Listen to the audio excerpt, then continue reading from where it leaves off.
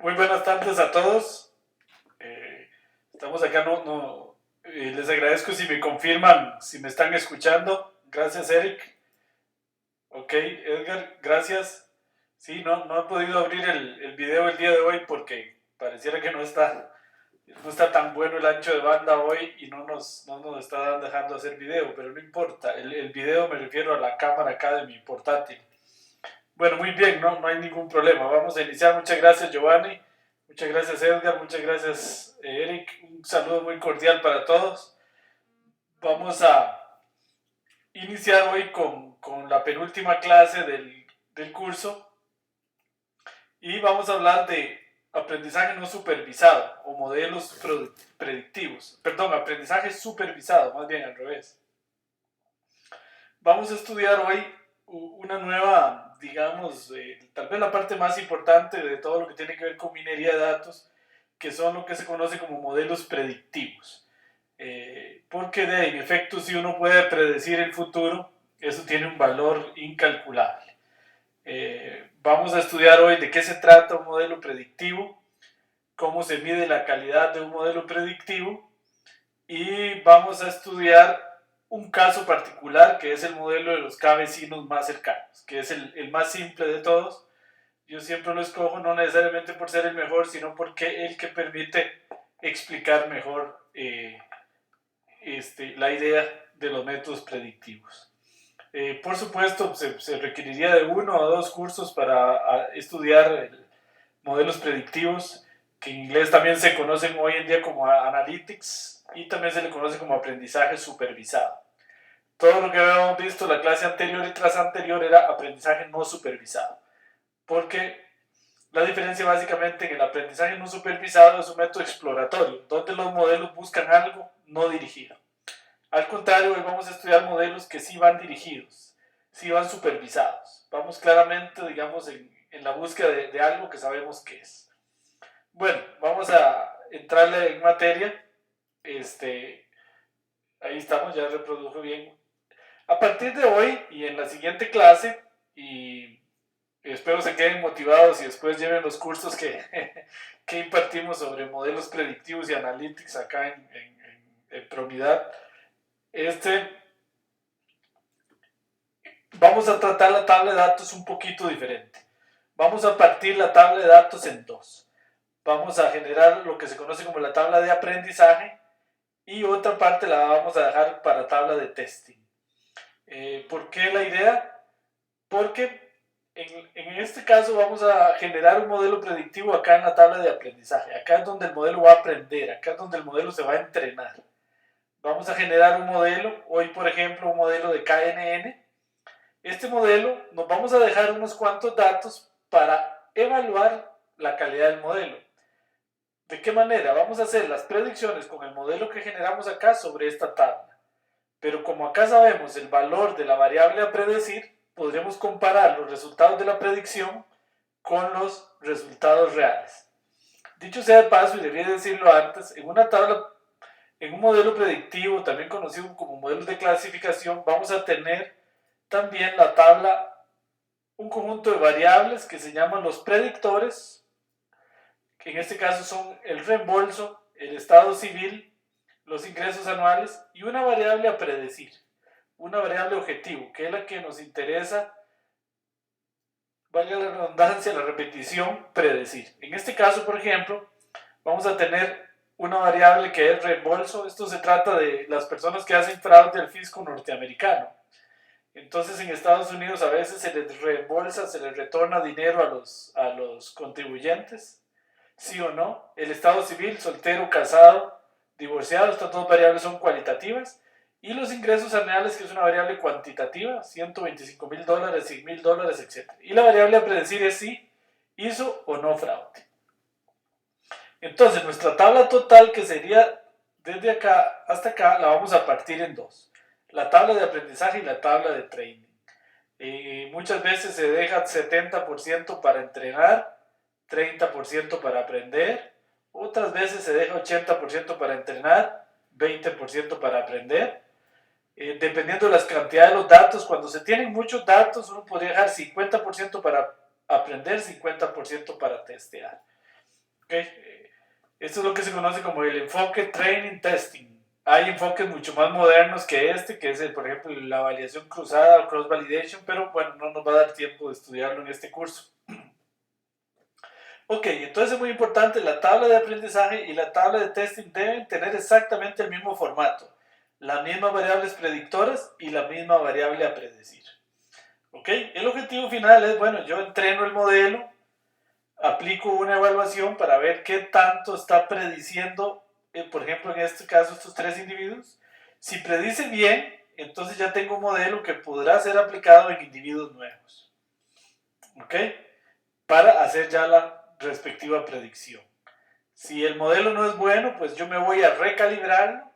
Recalibrarlo es, por ejemplo, seleccionar las variables que voy a usar, cambiarlas, escoger otras, por ejemplo, recodificarlas, también encontrar nuevos parámetros para el modelo, etcétera, hasta venir y encontrar algún modelo que tenga un porcentaje de detección aceptable. Podría ser que nunca encuentre un modelo aceptable. ¿Por qué? Porque desgraciadamente no tenemos suficientes datos o suficiente calidad en los datos para poder generar un modelo predictivo con un porcentaje satisfactorio. ¿Qué es un porcentaje satisfactorio de predicción? Pues depende mucho del problema. Hay problemas donde no necesariamente tiene que ser tan alto el porcentaje de predicción y hay otros en el que sí. Muy bien. Entonces, vamos a usar acá un par de ejemplos clásicos. Este que tenemos acá, que es un ejemplo de scoring de crédito real de un banco acá en Costa Rica que hicimos hace algunos años, en el que las variables predictoras son el monto del crédito, el ingreso neto, el coeficiente crédito avalúo, el monto de la cuota, el grado académico, todas como variables cualitativas. Aunque se ven, parecieran cuantitativas, no son cuantitativas porque aquí están codificadas. Más adelante les voy a explicar más en detalle. Y una variable a predecir, que es buen pagador o mal pagador. Vamos a tratar de predecir si la persona va a ser buen pagador o no. A eso se le conoce también como la variable discriminante. Y bueno, vamos a tener una tabla de testing. En este caso vamos a usar dos archivos por separado, como van a ver, y vamos a usar 50-50. Ok, también vamos a usar otro ejemplo. Bueno, y luego se tendrían ya individuos nuevos para los cuales definitivamente uno no sabe si es buen o mal pagador. ¿Cuándo sabremos eso? En este caso, dentro de 10, 15 años, cuando sabremos si el cliente de verdad pagó o no pagó. Vamos a usar, más adelante les voy a explicar otro ejemplo clásico que es la tabla de flores de iris de Fisher. Más adelante les voy a explicar que es todo un clásico en estos temas de modelos predictivos como tablas modelos. En todo esto hay de análisis de datos, de minería de datos, hay tablas que se vuelven como modelos, tablas, digamos, en las que cualquier modelo que uno proponga o variante que uno proponga son tablas de referencia, porque ya se conocen los comportamientos en esas tablas, entonces yo las uso como referencias para verificar, o verificar si es la palabra, si mi modelo está siendo bueno o malo, por lo menos en esas tablas. En este caso vamos a usar dos tablas que ya conocemos bastante bien, que es la tabla de scoring de crédito, que es nuestra de acá de Costa Rica, y la tabla IRIS, que más adelante vamos a ver. Bueno, la idea en los métodos de clasificación o en los métodos predictivos es que yo tengo un conjunto de variables que se llaman variables predictoras y generalmente una variable a predecir, una variable de clase. Esta variable a predecir es, en todo lo que vamos a ver en el curso, cualitativa. La variable es cualitativa. Si la variable fuera cuantitativa, la variable a predecir, estaríamos en otro problema, sería un problema de regresión.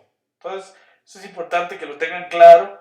Si la variable a predecir es cualitativa, es un problema de clasificación o un problema de predicción, un problema, digamos, de aprendizaje supervisado. En general se le conoce como clasificación. Cuando la variable a predecir es cuantitativa, el problema es más bien de regresión o de series de tiempo. De esos problemas, pues, habría que hacer, como dicen, otro curso completo. Entonces, nada más, en este curso vamos a limitar estas dos clases para que ustedes se lleven una idea de modelos de clasificación en los que nuestra variable a predecir va a ser solo una y cualitativa. Las variables predictoras sí podrían ser cualitativas o cuantitativas. o mezcladas. Ok, muy bien. Entonces, como siempre, pues si tienen alguna duda, no duden en plantearla a través del chat. En general, la definición de clasificación un poco más formal es la siguiente. Da una base de datos T1, T2 hasta Tn de tuplas o registros. Estos serían los individuos o la fila de la base de datos. Y un conjunto de clases C1, C2 hasta Cm, que es normalmente finito, ambos son finitos, porque estamos ante un problema de clasificación. El problema de clasificación consiste en encontrar una función f de D en C, tal que se le asigna a cada T sub i una clase. ¿Okay? Entonces estas son las tuplas de la base de datos, de la tabla de datos, y a cada una le asigno una clase. La mayoría de los problemas es binario, es decir, donde solo tengo dos clases. Dos clases en la variable a predecir, fraude, no fraude, buen pagador, mal pagador, spam o no spam, etc. Ok, aunque en general esto es un conjunto finito. Y el problema es encontrar esta función. Esta función podría ser una red neuronal, podría ser un árbol de decisión, un análisis discriminante, un modelo bayesiano, una máquina de soporte vectorial, un modelo de boosting, un modelo de potenciación, o lo que vamos a ver hoy, que es el modelo de los K vecinos más cercanos, el KNN, que se conoce como el K-Neighbors, Nearest Neighbor, de ahí viene lo de KNN. Ok, bueno, entonces esa es la idea, encontrar esa función. Hoy nuestra función va a ser un KNN. En efecto, por acá me preguntan que si podría ser un modelo de regresión logística. Sí, Edgar, la regresión logística es un modelo de clasificación, un modelo de aprendizaje supervisado. Es una variante de la regresión clásica para aplicarlo cuando la variable a predecir es cualitativa. Entonces transforma la regresión clásica en un problema de clasificación.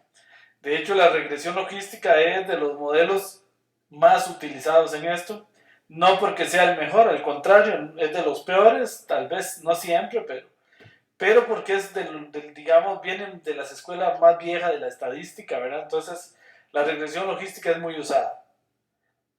También porque la regresión logística permite en cierta manera, una región logística en el fondo es simplemente una red neuronal de una sola capa, que le da pesos a las variables. Entonces a la gente, por ejemplo, en banca le gusta mucho la regresión logística, porque lo que hace simplemente es darle pesos, que no son exactamente pesos, pero podemos interpretar como pesos, porque no suman uno, y hay unos positivos y unos negativos, pero bueno,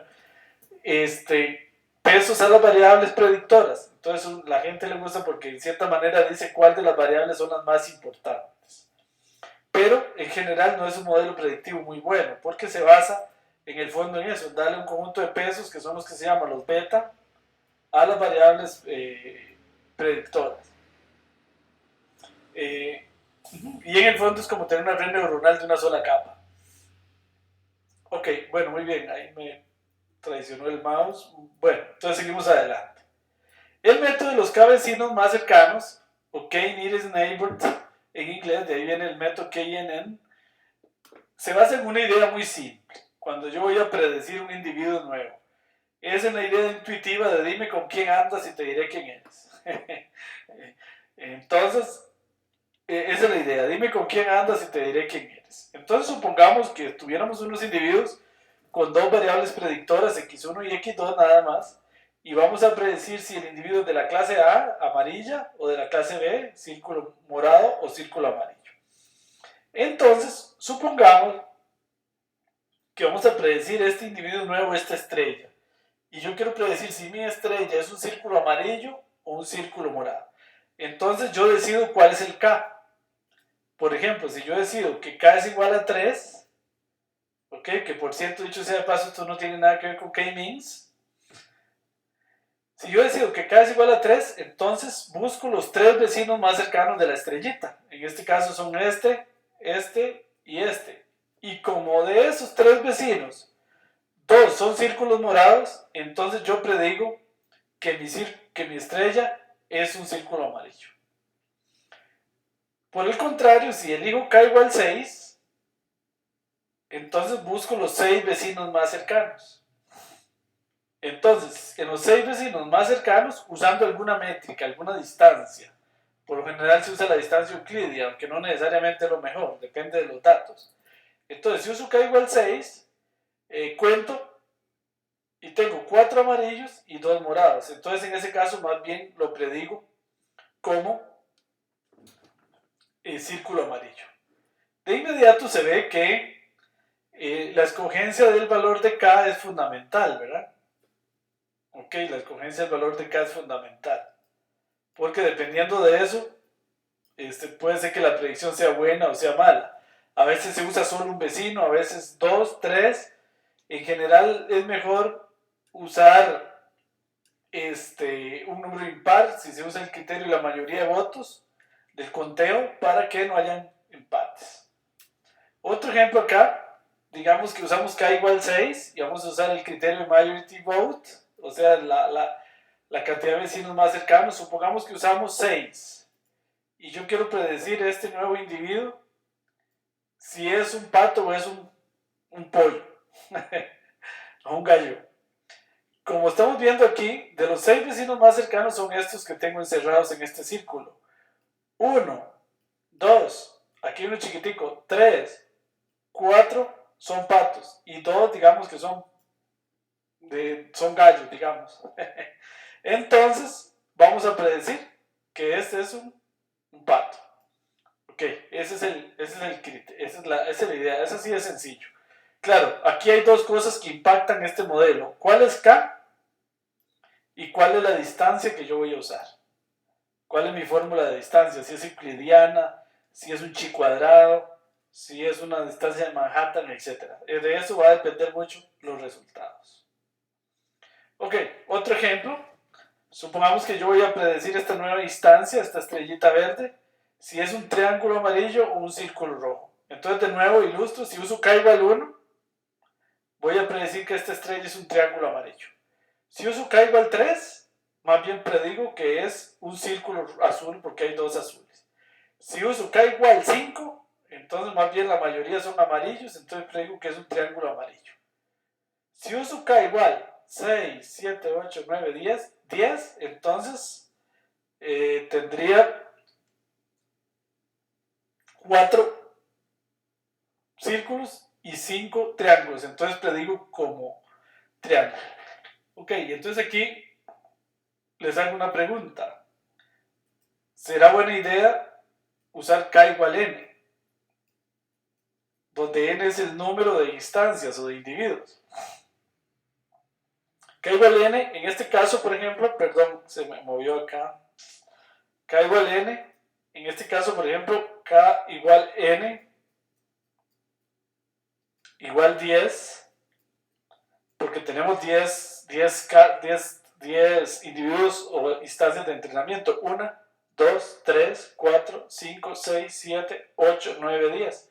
Entonces observen que si yo uso k igual n igual 10, ponga donde ponga mi estrellita, siempre la va a predecir como amarilla. ¿Por qué? Porque hay más amarillas.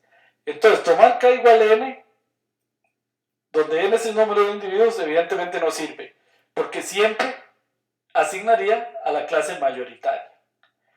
Tomar k igual 1, aunque se hace a veces, tampoco es muy buena idea porque resulta que yo de casualidad voy caminando cerca de un narcotraficante y estoy hablando con él y entonces me van a juzgar de que yo soy narco solo porque andaba conversando con esa persona y tal vez ni lo conocía. Entonces, ¿qué es lo que pasa? Que para k igual 1 se puede ver muy afectado la predicción por datos atípicos. Entonces tampoco es buena idea. Pero hay casos en los que se usa k igual 1, tampoco es que no se use. Entonces, en general se dice que k debería variar, uno podría variarlo desde 1, pues se usa en números impares, hasta la raíz cuadrada de n. Es un buen rango donde podría variar el k. Ahora, ¿cuál es la fórmula de distancia? Eso también impacta mucho, como les decía, pues depende. Depende de qué esté haciendo uno. Por ejemplo, si yo estoy haciendo text mining, minería de textos, ¿cómo se miden? Las distancias entre textos es toda una historia. ¿Cómo se miden? Si los datos son de tipo histograma, si los datos son series temporales, etc. Las fórmulas de distancia pueden variar mucho. En general, en la práctica, la mayoría de gente usa la distancia euclidia, aunque no sabe por qué. Solo porque es la más común. Bueno, vamos a ver, por ahí tenía una pregunta en el chat. Dice, con n sería como asignarle la moda. Sí, sí, con n sería como asignarle la moda de ver, sí, porque entonces es el más frecuente y entonces de ahí siempre el más frecuente es el más frecuente. Entonces no tendría ninguna gracia, siempre asignaría a la moda. Sí, sí, buena observación, Edgar. Entonces no tiene gracia, sí, no funciona, pues. Bueno, entonces, ¿cómo escoger K? Esa es una gran pregunta. Con K igual 1, por ejemplo, esta X la predigo como un menos. Con K igual 2 hay un empate. Con K igual 3 la predigo como un más. Entonces observen que eso tiene alto impacto. Lo que se hace en la práctica es usar una técnica que se llama, bueno, en nuestro caso lo que vamos a hacer es, entregamos en la tabla de trading con todos los posibles Ks y en la tabla de testing nos fijamos cuál retorna o cuál da mejor la predicción. Entonces esa es la manera, ¿verdad? Yo puedo probar todas las posibles valores de K y encontrarme el mejor. Claro, eso podría implicar muchísimo cálculo, ¿verdad? Dependiendo de si la tabla de datos de trading es muy grande, ¿verdad? Ok, eso es básicamente lo que se hace. Una vez, los métodos predictivos en general generan algo que se llama el diagrama de Voronoi, que es como este que estoy ilustrando acá, que me separa la región de los datos en subregiones donde domina una clase u otra. ¿Okay? Por ejemplo, y dependiendo de la distancia, esas regiones se configuran diferente. Por ejemplo, acá, entonces estamos viendo el diagrama de Voronoi y entonces hay algunas regiones en gris donde domina la clase rojo y unas regiones en azul donde domina la clase azul y la otra donde está el gris más bien domina la clase roja. A eso se le conoce como el diagrama de Voronoi, que divide el espacio vectorial de los puntos en celdas.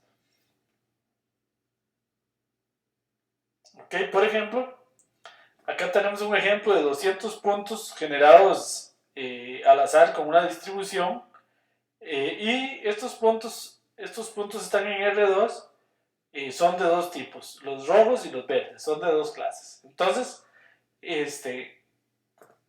queremos generar, digamos acá, un modelo predictivo que nos prediga estos 200 puntos. Hay 100 verdes y 100 azules. Por ejemplo, en R2, muy fácil porque se puede ver, ¿verdad? En general no necesariamente se puede ver. Entonces, si usamos un modelo de regresión lineal acá, regresión lineal, no voy a entrar en detalles de aquí cómo se calcula el beta y todo esto porque no es el objetivo de esta clase, pero si usáramos un modelo de regresión minimizando el error cuadrático medio, entonces la función de regresión, el diagrama de Voronoi es este. Esta es la recta de regresión. Los que están hacia arriba los voy a predecir como rojos y los que están hacia abajo los predigo como verdes. ¿Cómo se sabe eso si está hacia arriba o hacia abajo? Entonces recuerden que en la regresión yo calculo el beta, que son los múltiplos de las variables, como x traspuesta por x a la menos 1 por x traspuesta por y, donde x es la tabla de entrenamiento, y la predicción se hace como x traspuesto por beta, y a esa predicción yo le puedo llamar y techo es la predicción, que se calcula como x traspuesto por beta. Entonces yo lo predigo como verde si y techo en el individuo nuevo x0 es mayor a 0.5 y como verde si y techo de x0 es menor a 0.5. Ok, no pretendo que entiendan el tema de la regresión porque ocuparíamos otra clase, pero esta regla, esto es lo que se conoce como la regla de decisión, ¿verdad? Me produce ese diagrama de Voronoi. Esa es la regla de decisión. Y me produce un diagrama de Voronoi que me separa el plano en dos regiones, una donde dominan los rojos y otra donde dominan los verdes. Evidentemente, y viendo este diagrama se ve que la regresión pues no es un método muy potente porque pretender dividir las clases usando solo una recta es bastante pobre, en general un hiperplano, ¿verdad? Si usamos K-vecinos más cercanos, vamos a definir esto un poquito más formalmente. La predicción va a ser así. vamos a calcular un promedio dado un vecindario, ¿verdad? De X, un vecindario de X, perdón ahí que esa filmina está en inglés, dado un vecindario de X, entonces yo voy a sumar los Y sub I que están en ese vecindario. Entonces, y lo voy a promediar, porque cae la cantidad de elementos que están en ese vecindario. Entonces, básicamente, esto lo que hace es, digamos, un conteo ponderado de cuántos individuos están digamos que en una región, ¿verdad? Entonces, en esa región, yo voy a saber si la mayoría son rojos, entonces esto me da mayor que 0.5, entonces lo clasifico como rojo. Si no, entonces, si me da menor o igual que 0.5, entonces lo clasifico como verde. Me estoy refiriendo al ejemplo de antes. ¿Ok? Voy a leerles aquí una forma natural de clasificar un nuevo punto. Es mirar a sus vecinos y tomar el voto. Esto es simplemente una manera complicada de contar cuántos son de una clase y cuántos son de otra. Donde n sub k de x es el vecindario, todos los x que contiene exactamente cada vecino. ¿Ok? Entonces esto es una manera simplemente de contar. Es una manera de hacer lo mismo que les explicaba antes. Entonces, si ese promedio me da mayor a 0.5, es porque mayoritariamente en ese vecindario son rojos. Y si no, son verdes. ¿Ok? Esa es la idea. Esta es una manera del criterio de la mayoría de votos. ¿Ok? Bueno, entonces, este es el diagrama de Voronoi usando 15K igual 15, como están viendo acá. Entonces se observa pues, que realmente me permite un diagrama de Voronoi mucho más complicado y sofisticado que el diagrama que me hace la regresión. Este es el diagrama de Voronoi usando un vecino más cercano. Y que se ve que separa bastante bien. Ya no separa solo en dos regiones, sino en múltiples regiones. ¿Okay? Este sería el diagrama de Voronoi usando el método de Bayes, de Naive Bayes, que no, por razones de tiempo, lógicamente no vamos a estudiar acá. ¿Okay? Entonces se ve a todas luces que entre estos métodos, pues tratar de usar una regresión es bastante simplista. Eso sería lo que haría una regresión logística. ¿Ok? Bueno, muy bien. Entonces, decisiones importantes que se toman en el caso de K vecinos más cercanos. ¿Cuál es la distancia que se va a utilizar? El valor de K, que generalmente se toma impar entre 1 y raíz de n. El mecanismo de votación. El más común es ese, simplemente cuento cuántos vecinos son de un color y cuántos de otros, cuántos son de una clase y cuántos son de otro. Podría ser otro criterio. Yo podría ponderar, por ejemplo, y darle más importancia a unos individuos que a otros. Entonces eso haría un criterio no tan plano. El problema aquí que tenemos cómo indexar la memoria, porque definitivamente cuando viene un individuo nuevo es difícil, porque yo tengo que, en general, en cada vecino más cercanos, calcular la distancia contra toda la tabla de datos, uno por uno, para determinar cuáles son los K más cercanos, ¿verdad? Todo ese cálculo requiere de mucho poder de cómputo. Ventajas: una arquitectura no paramétrica. Solo hay dos parámetros, solo hay un parámetro que es K, y decidir cuál distancia se usa. Entonces es una arquitectura no paramétrica simple. Hay modelos predictivos que son tantos los parámetros que hay que poner que al final es difícil de escoger eso. Ok, es un método simple, bastante potente y bastante fácil de entender. Por eso es el que usamos en la primera clase de modelos predictivos.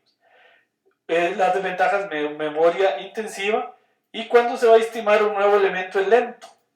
Es muy lento porque cuando viene un individuo nuevo, X sub Y, digamos, yo tengo que calcular la distancia de él contra todos los individuos de la tabla de datos. Eso es muy lento. Al contrario, por ejemplo, cuando yo hago una regresión logística, simplemente tengo que multiplicar un beta 0 por la variable x1 más un beta 1 por la variable x2 y así, digamos, hasta la variable beta p por la variable xp si tengo p variables predictoras y luego hago eso, con eso yo puedo hacer la predicción. Y esto es una combinación lineal que se calcula en milésimas de segundos. Mientras que ir a calcular la distancia de xy contra todos los... perdonen que aquí estoy usando la misma notación, digámosle que aquí era y, más bien, las variables y, para no enredar. Ok, mientras que si yo ir a calcular la distancia de este contra todos los individuos puede ser sumamente caro y lento. Ok, muy bien. Bueno, entonces, ¿cómo escoger el número de vecinos más cercanos? Dice, el número de vecinos más cercanos se puede calcular usando validación cruzada sobre un número de ajuste K. Esta es la técnica más común. De hecho, el paquete que vamos a usar lo hace cross validation. Nosotros no nos va a dar tiempo de estudiar eso. Vamos a usar un enfoque más simple que es el de training testing.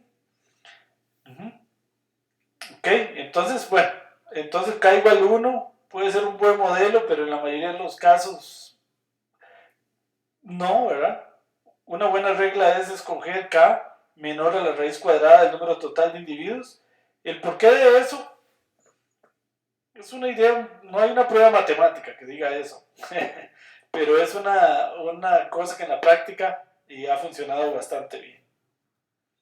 Bueno, muy bien. Ok, si tienen alguna pregunta.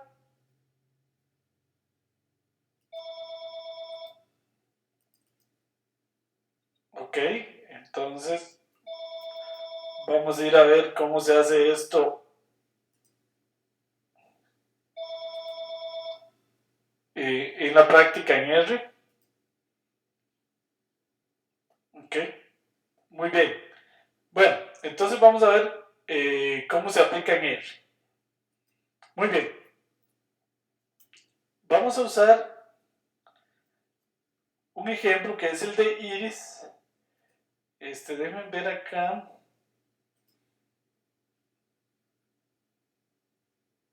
Vamos a usar este ejemplo, que es un ejemplo muy clásico que fue propuesto por el mismísimo padre de la estadística, Fisher. Y este ejemplo es un ejemplo de 150 individuos, perdón, en los cuales son flores. Cada individuo es una flor. Y a la flor se le midieron 4 variables. Dado el pétalo, se le midió, como se está viendo acá, el ancho del pétalo y el largo del pétalo. Y también se le midió al sépalo. En esta flor, este es el sépalo. El sépalo son como estas hojitas que se hacen debajo de la flor. A eso se le conoce como el sépalo. En este caso, este sépalo parece una flor, pero no, vean que es el sépalo. Son las hojas que están debajo del pétalo. A estas también se le midió el ancho y el largo. Entonces tenemos 4 variables. Ancho del pétalo, largo del pétalo. Ancho del sépalo, largo del sépalo. Y tenemos 3 tipos de flor. Las flores al parecer se clasifican en setosas, versicolor y virgínica. Y la idea es con esas 4 variables, largo el sépalo, ancho el sépalo, largo el pétalo y ancho del pétalo, predecir si la flor es de tipo setosa, virgínica o versicolor. Ok, entonces ese es el ejemplo que vamos a usar. Es un clásico de Fisher, que es un ejemplo muy predecible y que un modelo predictivo que no funcione con este ejemplo, de inmediato habría que descartarlo. Porque las clases son muy bien separaditas, entonces los modelos ahí en general funcionan bastante bien. Ok, bueno, ahí estamos viendo el diagrama de Voronoi en este caso, y se ve que las clases se separan muy bien ahí usando solo 2 variables de las 4. Bueno, entonces esa tabla de datos la vamos a leer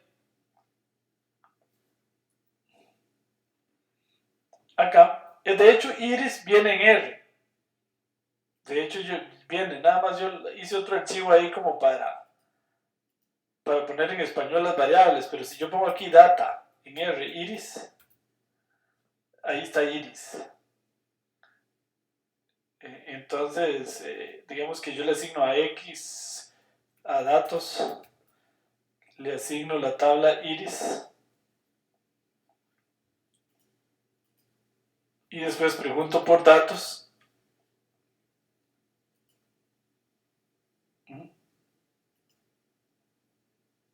¿Será que es en mayúscula? No. No me está encontrando iris. Déjenme ver si aquí creo que no es. Ahí está iris. Simplemente ya está iris pegado en el paquete stats. Ya está pegado en R. Ni siquiera hay que hacer nada. Ahí está iris. Ya viene con R. Entonces ven, aquí están los individuos que van del 150. Es virgínica, por ejemplo. Estos son los valores. Y acá están las variables. Ven.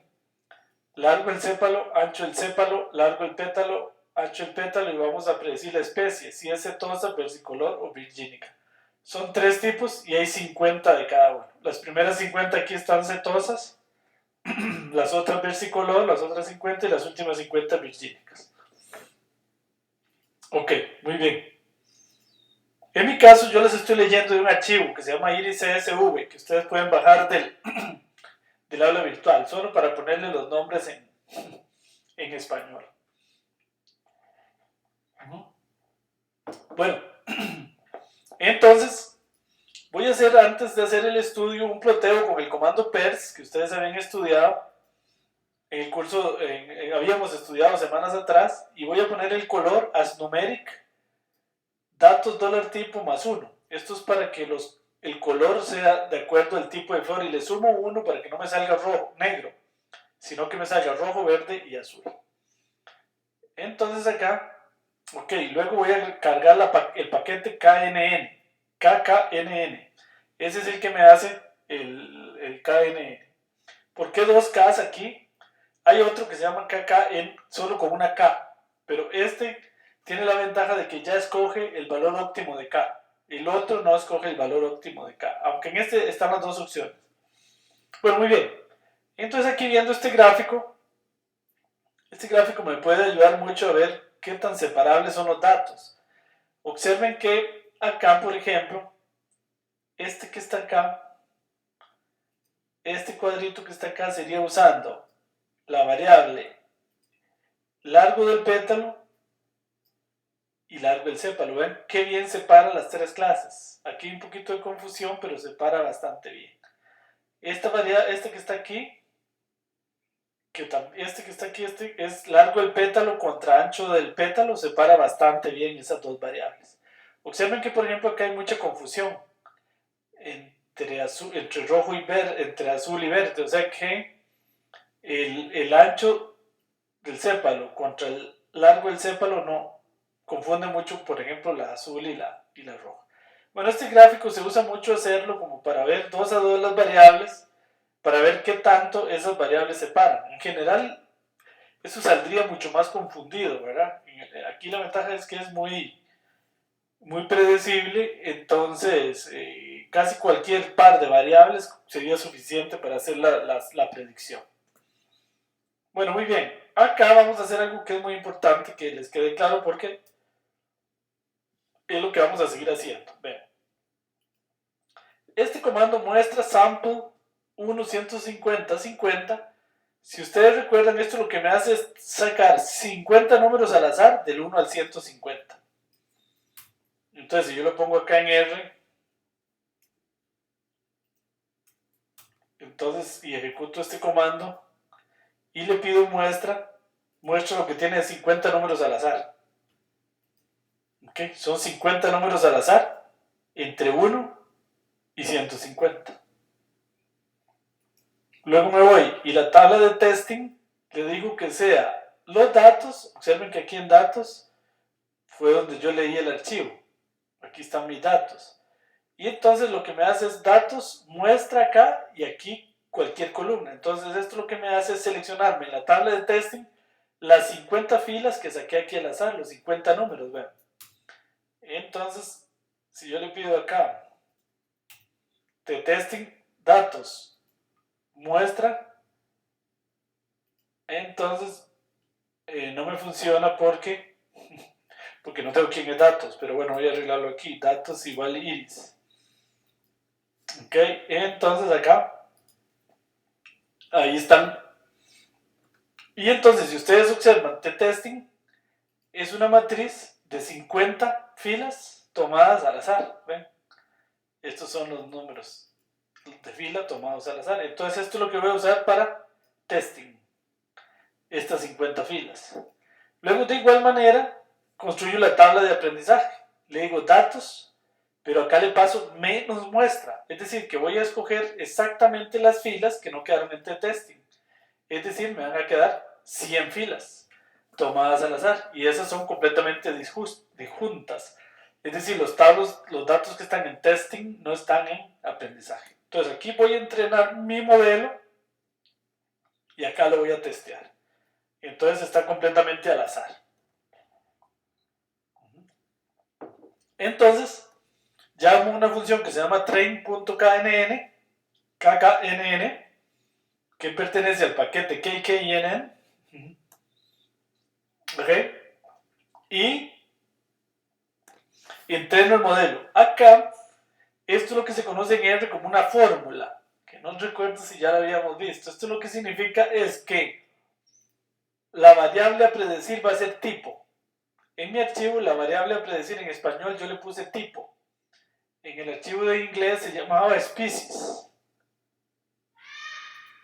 Pero yo le puse tipo. ¿Ok? Entonces, en el archivo en español. ¿Ok?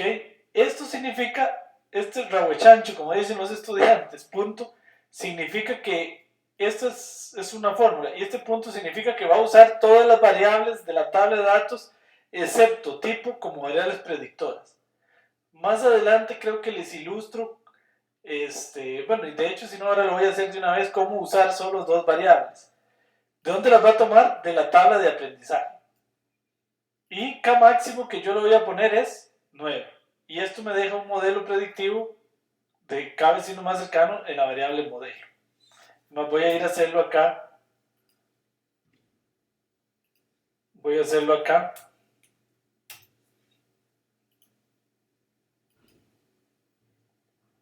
No se puede encontrar esa función, claro, porque yo no he cargado el paquete.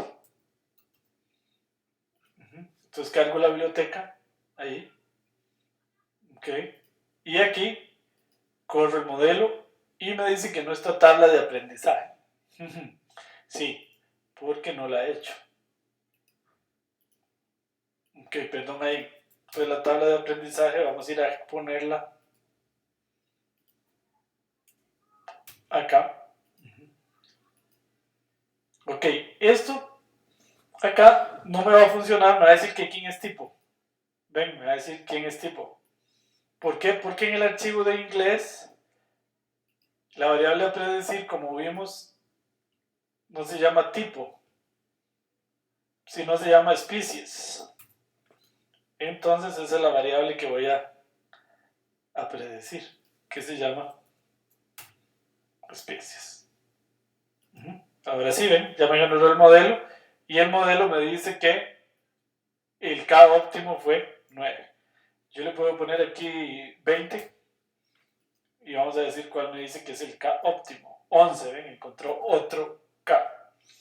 Luego también yo le puedo decir aquí, ven que las variables, yo le voy a decir aquí que me prediga solo usando estas dos variables, el largo del sépalo y el ancho del sépalo, para explicarles este asunto de la fórmula.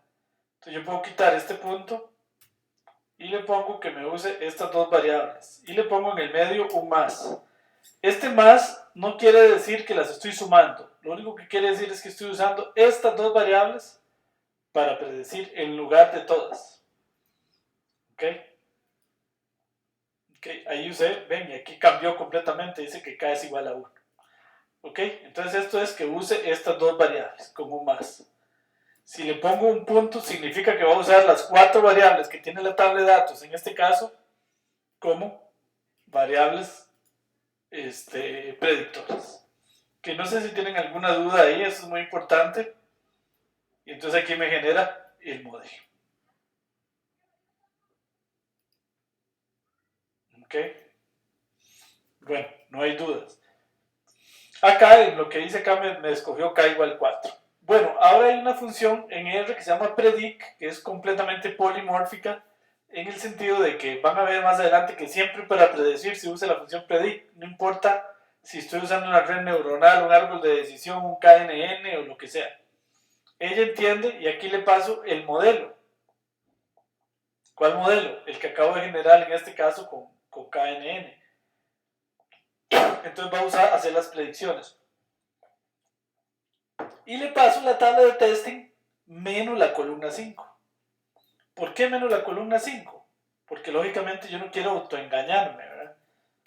Le estoy quitando la columna 5, que es donde está la variable a predecir, ¿verdad? Entonces solo dejo las variables predictoras, porque no quiero engañarme, ¿verdad? Si yo le dejo aquí, así, tendría la variable a predecir, ¿verdad? Entonces la idea es quitarlo. Y entonces voy a predecir usando este modelo la tabla de testing menos la columna 5. Y acá me queda la predicción. Bien, esto lo que dice es que la primera flor la predigo como setosa, la segunda como versicolor, la tercera como virgínica y así sucesivamente. La 49 como versicolor y la 50 como versicolor. Ok, voy a hacer ahí en R la predicción solo para ilustrar. Ok, yo hago la predicción. Y si le pido la predicción, ahí me da como predijo. Ok, entonces ahora, ¿cómo saber si esa predicción fue buena? Bueno, lógicamente una manera podría ser, de ahí, la más simple podría ser aquí. Yo le digo aquí, pongo a la par la columna 5 más bien, para verlas. Aquí estoy viendo la predicción y ahí veo la columna 5. Y entonces comparo una por una y cuento. ¿Ven? Esta es la predicción. Y esta es la columna 5. Entonces, por ejemplo, aquí vemos que la primera la pegó bien. La segunda la pegó bien, como decimos popularmente. La tercera también. Y vemos que casi todas, ¿verdad? Las acertó porque este es el valor de la predicción y este es el verdadero valor en la tabla de testing de la variable a predecir. Entonces vemos que no veo ninguna que esté mala, las veo casi todas bien. Bueno, yo podría ir a hacer un conteo y ver qué porcentaje de predicción exitosa fue, ¿verdad? Esa sería la manera más sencilla de hacerlo, aunque podría ser un poquito engañosa ese porcentaje, pero es una manera. Ok, en general se hace otra cosa que se llama la matriz de confusiones, que incluye esa comparación. Vamos a ir a ver eso antes de hacerlo en R. Ok, no sé si tienen alguna pregunta.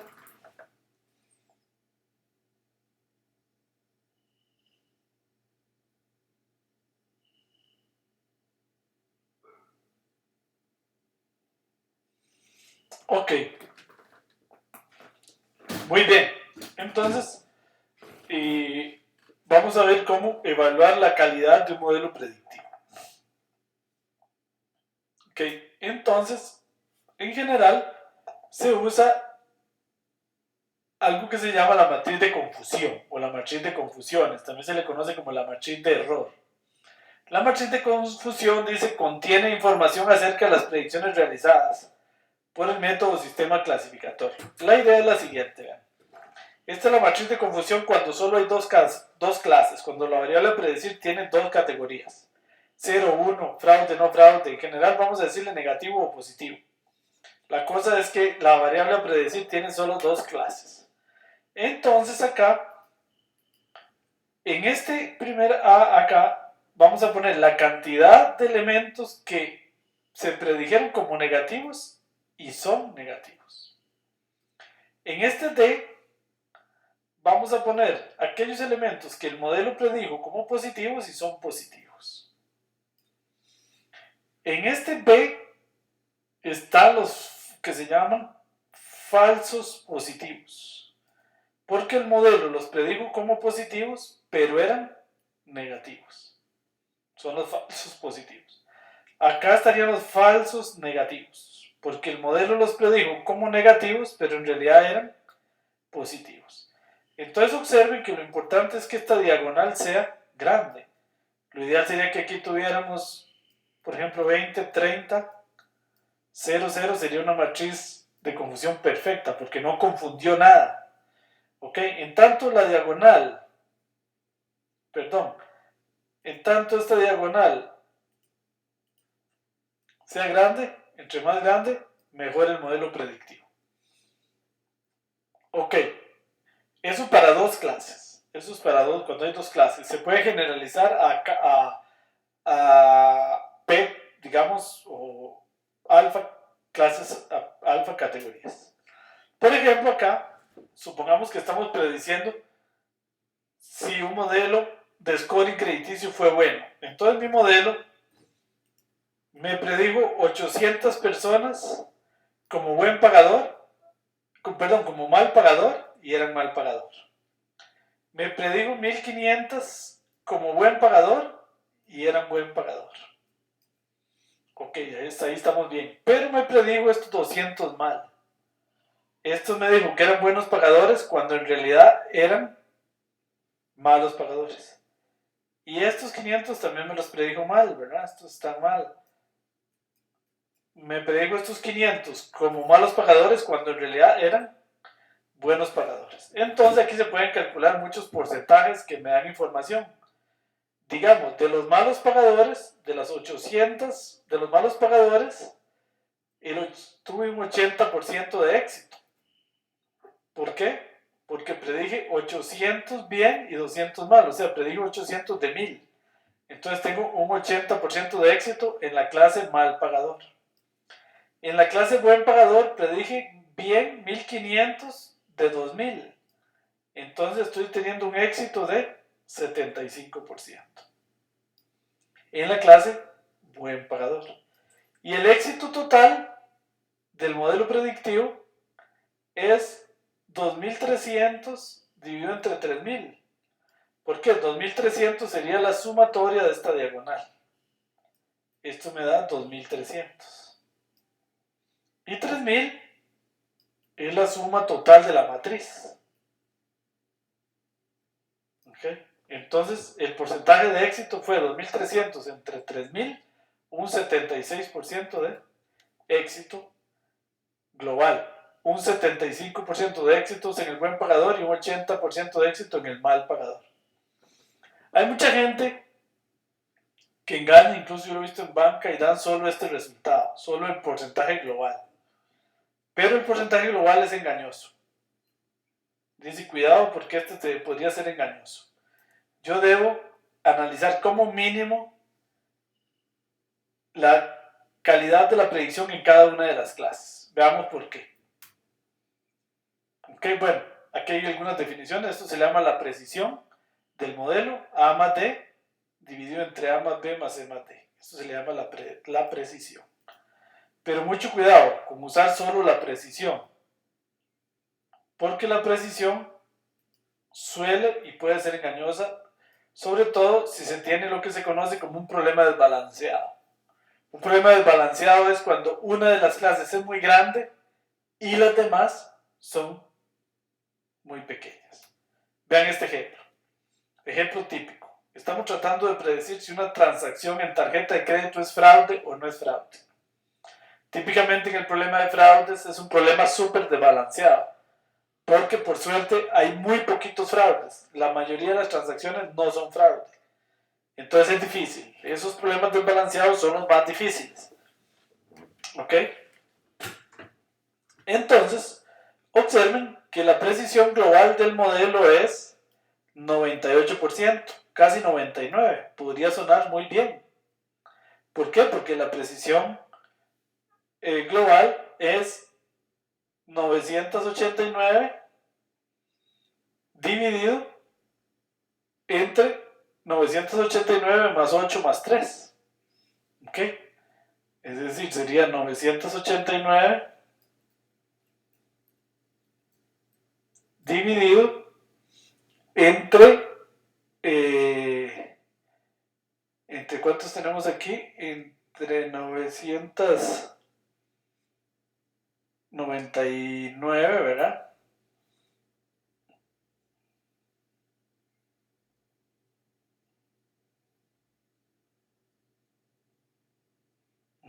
Entre 1000, lógicamente, sí, esa sería la precisión global. Entonces me da altísima, aparentemente. Pero observen que este modelo no sirve para nada, porque no me está detectando ningún fraude. Este modelo lo que sucede es que prácticamente todo dice que no es fraude. Entonces no me está prediciendo los fraudes. Entonces este modelo, aun cuando la precisión global es del 89%, la precisión en la detección de fraudes es del 0%. Entonces ese es un modelo que no sirve.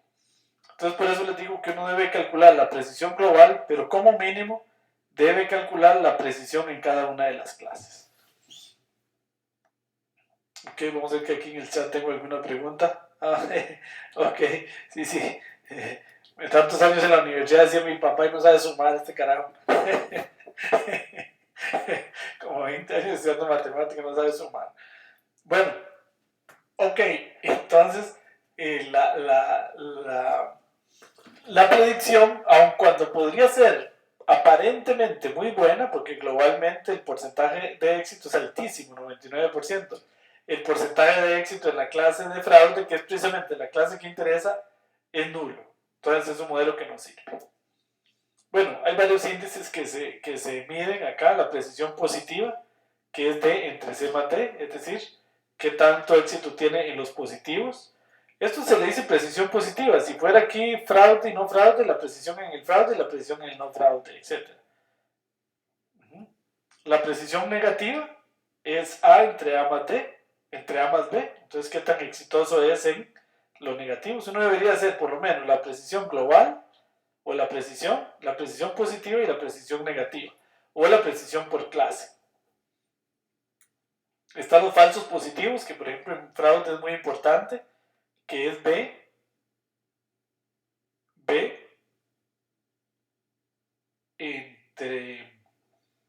entre A más B, ¿sí?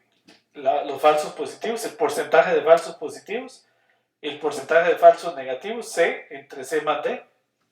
En fraudes, por ejemplo, en tarjeta de crédito, este número no puede ser muy alto, porque entonces estoy mandando demasiadas alertas, estoy cortando demasiadas tarjetas, porque me está diciendo mucha cosa que es fraude y que no lo es.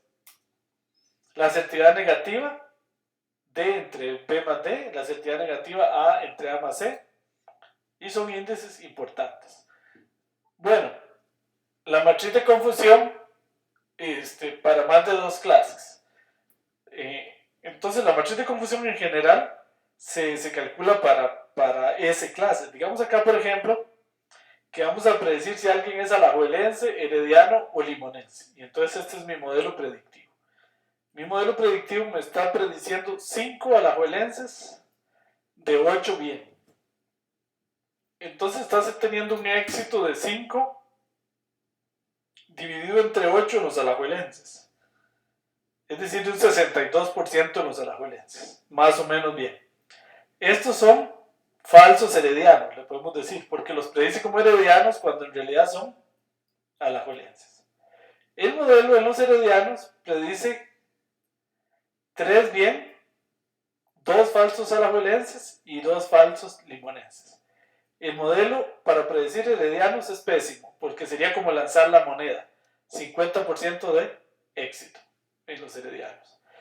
Por el contrario, en los limonenses me predice 11 de 13 bien, 2 falsos heredianos aquí y 11 bien, o sea, me está prediciendo 11 dividido entre 13, un 84% de éxito. ¿Ok? Entonces, ese sería el análisis. En un caso, por ejemplo, de 3x3, a esto se le llama el porcentaje de acierto en los alajuelenses, de acierto en los heredianos, de acierto en los limonenses, falsos heredianos, falsos limonenses aquí 0, falsos alajuelenses, falsos limonenses, predicción en los heredianos, predicción en los limonenses, falsos heredianos, falsos alajuelenses. Ok, muy bien.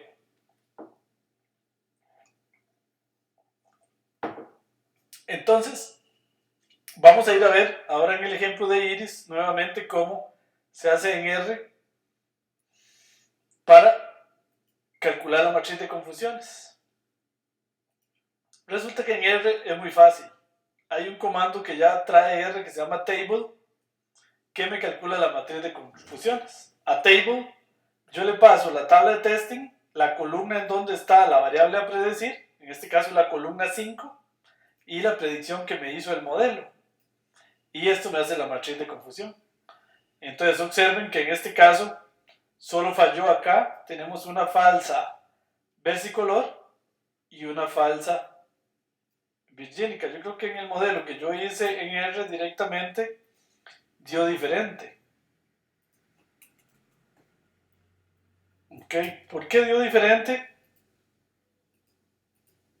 Ven que aquí dio diferente, aquí fallaron 3, acá. ¿Por qué dio diferente? Por una razón, porque yo usé k igual 20. Pero aun cuando hubiese usado k igual 9, como en los apuntes, puede dar diferente. ¿Por qué podría dar diferente? Ven, dio diferente. ¿Por qué? Porque las muestras de entrenamiento y de testing son tomadas al azar. Entonces no necesariamente siempre da igual. A menos que yo le ponga un set seed ahí para que la semilla de la aleatoriedad sea siempre la misma, daría igual. Pero en general da diferente porque las muestras son tomadas al azar. Entonces vemos que el modelo es súper exitoso. Yo puedo calcular el porcentaje de buena clasificación como el sum de la diagonal de la matriz de confusión entre la sum de la matriz, y eso me da el acierto, un 94%, y el error, 1 menos el acierto, un 6%. Ahora, yo en la clase hago esto, pero en la tarea yo les pido más. No es suficiente, uno no se debe conformar con este valor. Tiene que ir a analizar el porcentaje de éxito, en este caso en cetosa, que es del 100%, el porcentaje de éxito en versicolor, que es de 18 dividido entre 20, 18 dividido entre 20, 90%. Claro. Y 18 dividido entre 19, el porcentaje de éxito en las virgínicas, un 94%. Ok, vamos a ver otro ejemplo, que es un ejemplo real de scoring de crédito. Y acá vamos a tener los datos, no los voy a hacer al azar, sino yo tengo en un archivo la tabla de aprendizaje y en otro la tabla de testing. Pero antes les voy a explicar de qué se tratan los datos.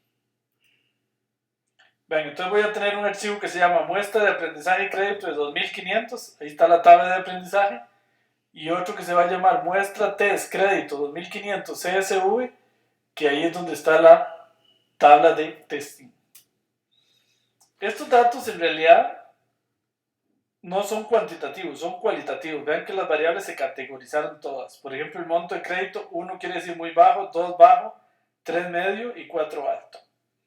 Estas son las variables a predecir: monto del crédito, monto de la cuota, no, perdón, las variables predictoras: grado académico, 1 bachiller, 2 licenciatura, 3 maestría y 4 doctorado, ingreso neto, y la variable coeficiente crédito avalúo, que es la variable más importante acá. Esta es la variable que más aporta al estudio, porque el coeficiente crédito avalúo, bueno, 1 es muy alto, 2 bajo, 3 medio y 4 alto. Este coeficiente crédito avalúo es muy importante en el crédito porque mide una relación entre el valor, el tamaño del préstamo.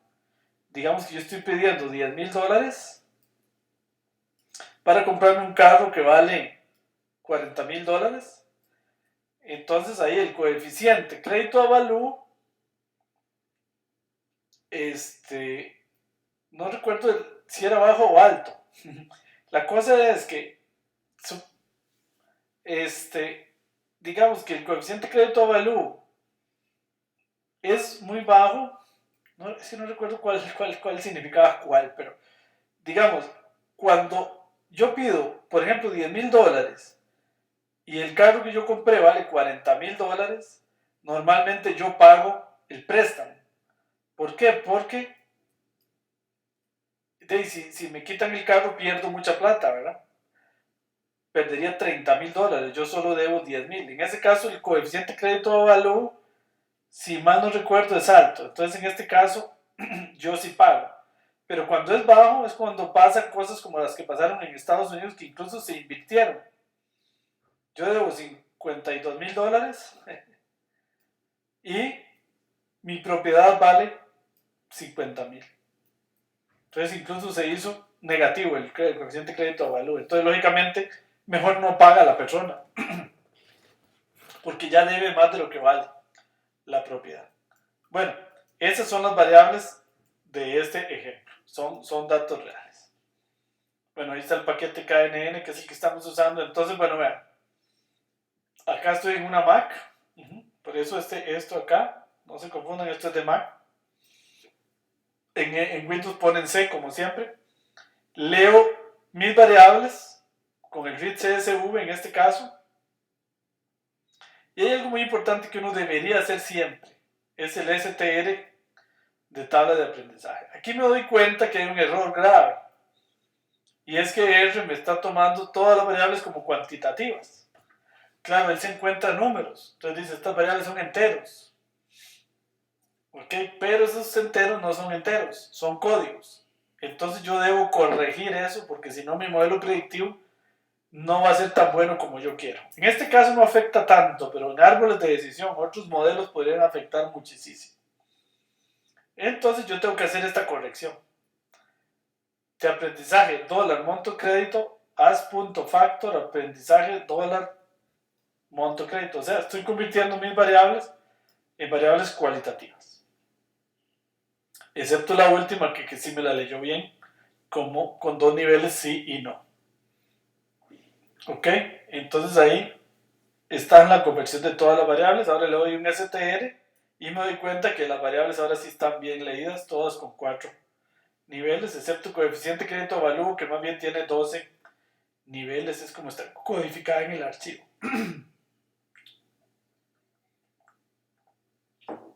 12 niveles y no 4 en realidad. Por lo menos es lo que dice que hay en el archivo, lo cual me está asustando porque creí que eran 4. Bueno, luego leo la tabla de testing.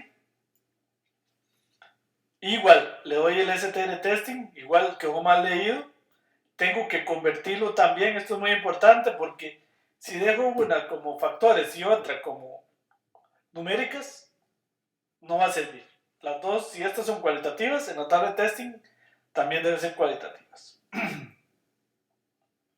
Muy bien, entonces voy a correr el modelo, voy a entrenar el modelo, train.knn, voy a predecir la variable buen pagador usando todas las variables. La tabla de aprendizaje va a ser la tabla de aprendizaje y K máximo le puse 7. Este K máximo 7 significa que el modelo va a ir a probar 1, 2, 3, 4, 5, 6 hasta 7. En general aquí uno debería ponerle la raíz de n, ese 7 es pequeñito, porque en este caso son 2500 y la raíz cuadrada de 2500 es mucho más que eso, obviamente. Entonces debería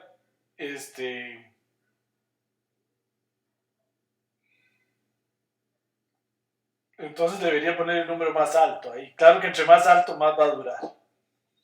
Bueno, aunque observen que usó K igual 1. Entonces no hubiera valido la pena ponerle algo más alto. Bueno, puede ser que K igual 20 fuera mejor que K igual 1. Podría ser, ¿verdad?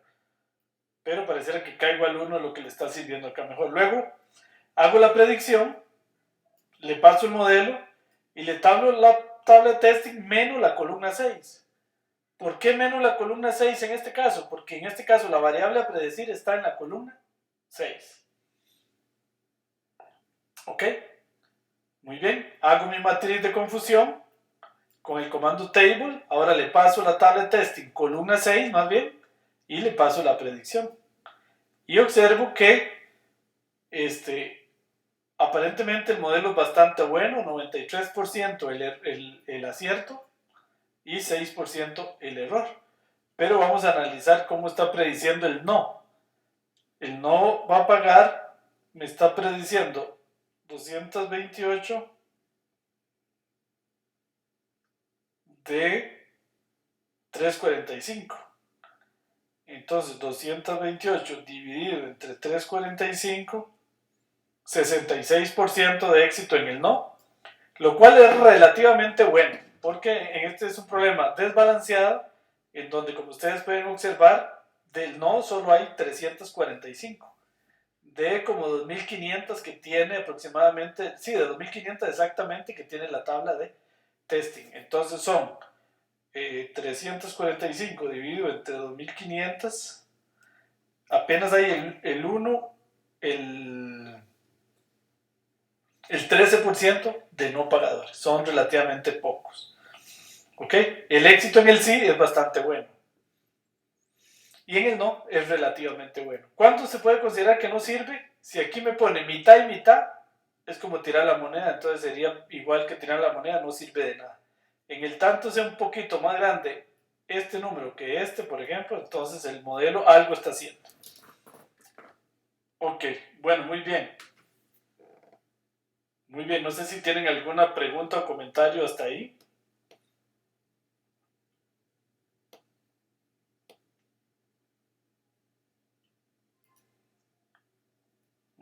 Bueno, muy bien. Estos modelos son sumamente interesantes y es lo que más se usa hoy en minería de datos, el tema de analytics, de modelos predictivos. Es en lo que yo más trabajo actualmente en consultorías en varios lugares. Pues, por ejemplo, en Back San José desde hace muchos años tratando de predecir transacciones fraudulentas de las que no son, predecir transacciones que son lavados de dinero de aquellas que no lo son, incluso prediciendo si un trabajador va a ser buen trabajador o no, etc. Bueno, muy bien. Entonces, bueno, para terminar, les voy a mostrar un poquito la tarea número 7. Ya por dicha estamos por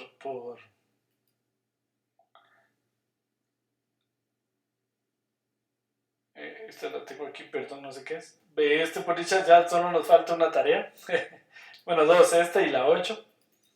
La tarea número 7 tiene varios ejercicios interesantes. Que es para predecir si una persona va a comprar o no una bicicleta.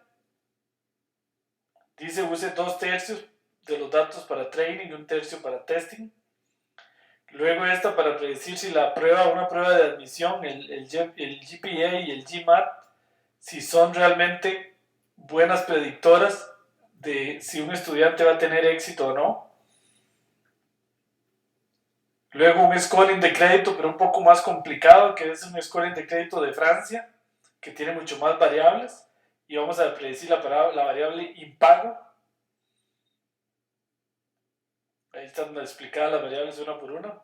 Este ejercicio que a mí me encanta, que es Handwritten Recognition, reconocimiento de patrones, es ver si el modelo predictivo logra predecir si una persona qué número escribe.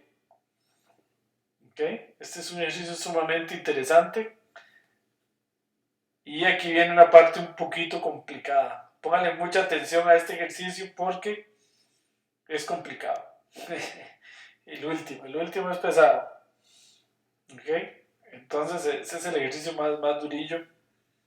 ¿Okay? Porque acá los bloques están representados por matrices 16x16 en filas y acá se pide qué pasa si son 4x4 usando promedios. ¿Ok? Entonces, este es el ejercicio al que tienen que ponerle un poquito más de cuidado. ¿Ok? Y es predecir si la persona escribe un 0, un 1, un 2, un 3 o un 9.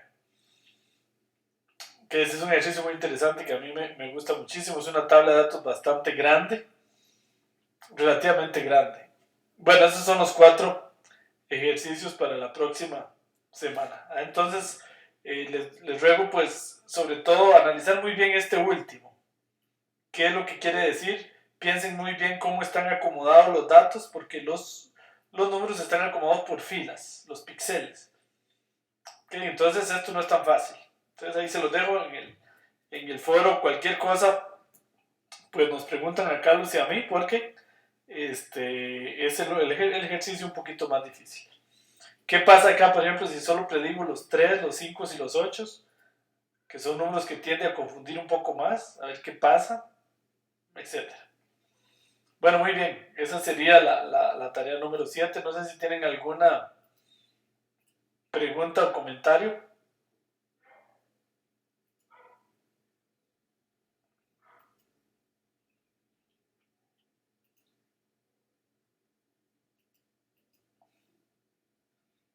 Ok, bueno, muy bien. Bueno, entonces, vamos a ver si ahora me sirve el video, que antes traté de colocar el video y nunca lo... Ahora sí, ahora sí está saliendo el video. Bueno, un gran saludo muy cordial ahí para Alexander, Edgar, Eric, Fede, Giovanni, Luis, Gerardo. Muy buenos amigos, un gusto verlos por este medio. Espero pronto verlos por allá en el TEC, el día que les vamos a entregar los diplomas. Y también un saludo para los que nos ven en diferido, que son bastantes también. Entonces, un gusto saludarlos y nos estamos viendo. Cualquier duda con la tarea, pues no duden, como siempre, en inscribirnos en el foro. Eh, Sobre todo la última preguntilla, póngale un poquito de pensamiento porque no es tan sencilla. Bueno, muy bien. Muy buenas noches y nos estamos viendo. Hasta luego. Buenas noches. Hasta luego.